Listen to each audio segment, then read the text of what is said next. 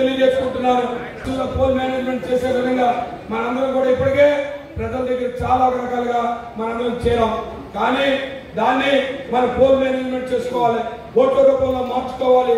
ఓట్ల ద్వారా మన దగ్గరుండి ఖచ్చితంగా, ఎందుకంటే ఇవాళ 3 పార్లమెంటు సభ్యులు ఎలాగైతే గెలిపించుకున్నామో ఈ రోజు కూడా అలా గెలవడానికి అందరూ కూడా సమయంగా ఉండడానికి మనందరం సిద్ధంగా ఉన్నా చెప్పడానికి ఈ జిల్లా ప్రజానికి, ఈ జిల్లాలో ఉన్న వైఎస్ఆర్ పార్టీ శ్రేణులకి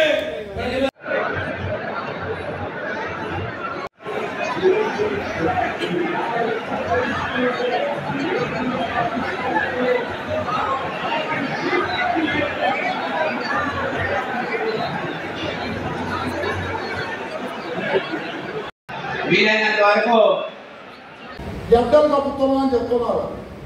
నేను చెప్తున్నాను తెలుగుదేశం పార్టీకి, నీకు దమ్ముంటే ఎక్కడ కూర్చొని మాట్లాడటం కాదు, ఏ చెరువు కప్తామో చూపించు. ఇంకో నేను వ్యక్తిగతంగా ఇంకా 10 రోజుల ముందు నామినేషన్కి నా మీద మీరు చేసిన ఆరోపణలు ఏ ఒక్క ఆరోపణ చూపించే ధైర్యం దమ్ము మీకుంటే నేను నామినేషన్ వేయకుండా ఎవరండి ఈరోజు తెల్లాని చంద్రశేఖర్ గారు మాట్లాడారు. బీసీ జిల్లా ఇది, బీసీ జిల్లాలో పాల్గొన్న నిర్వచనం వయసుకి ఎందుకు టికెట్ ఇచ్చింది? వైఎస్ఆర్ కాంగ్రెస్ పార్టీకి నిజమైన కార్యకర్త పాల్గొన్న నిర్వచనం కాబట్టి నాకు టికెట్ ఇచ్చారు. ఈరోజు నిరంతరం ప్రజల మధ్య ఉంటున్నాం. మాకున్న అవకాశాన్ని, ప్రజలు మాకు ఇచ్చిన అవకాశాన్ని ప్రజలకు ఉపయోగించాం. జిల్లా కేంద్రమైన విజయనగరాన్ని అన్ని విధాలా అభివృద్ధి చేసి ప్రజల మన్నలు పొందాం, ప్రజల మద్దతు సంపాదించుకున్నాం. కాబట్టి పార్టీ నాకు టికెట్ ఇచ్చిందని తెలియజేస్తుంది.